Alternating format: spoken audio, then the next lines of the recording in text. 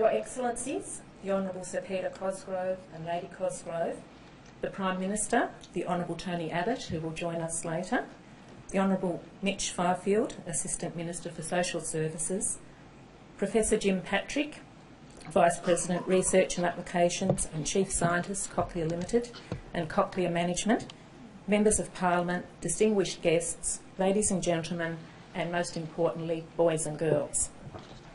I would like to commence with an acknowledgement of country by acknowledging the traditional owners of the land on which we are gathered and pay my respects to their elders, both past and present.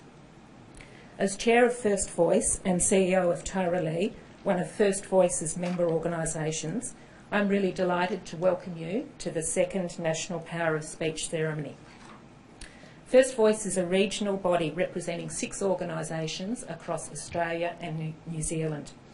Our member and affiliated organisations are the Shepherd Centre here in New South Wales and the ACT, Hear and Say in Queensland, Telethon Speech and Hearing in Western Australia, Cora Barclay in South Australia, Tara Lee in Victoria, and the Hearing House in New Zealand. First Voice organisations provide listening and spoken language early intervention services for children who are deaf and hearing impaired. Our services are provided to one of the largest groups of children with hearing loss in the world, and collectively we support more than 1,500 children who are deaf. 800 of those children are enrolled in our intensive early intervention programs.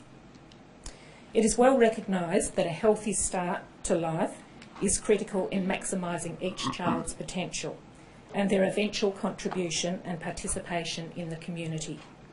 For children who are hearing impaired and their families, research provides evidence that early diagnosis of deafness, appropriate fitting of hearing aids or cochlear implants, and individualised intensive early intervention are essential factors associated with better listening and spoken language outcomes. And this in turn leads to achievements in education, employment and social participation.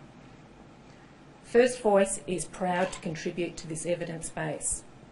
A recently completed 3-year longitudinal study of 540 children in our services show that children are able to achieve age-appropriate listening and spoken language skills and typically have levels of social inclusion that are comparable to their hearing peers at school age.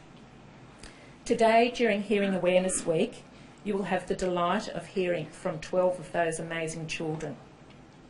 And it's thanks to the perseverance of their parents, the dedication of First Voice staff, and the state-of-the-art technology, such as the cochlear implant, that you'll see that these children all have very bright futures ahead of them. So we congratulate each of the children that are participating today. I'd also like to acknowledge the work of each First Voice member centre in preparing for today's Power of Speech, especially the team at the Shepherd Centre, led by Jim Hungerford, the CEO, for their role in managing the event logistics.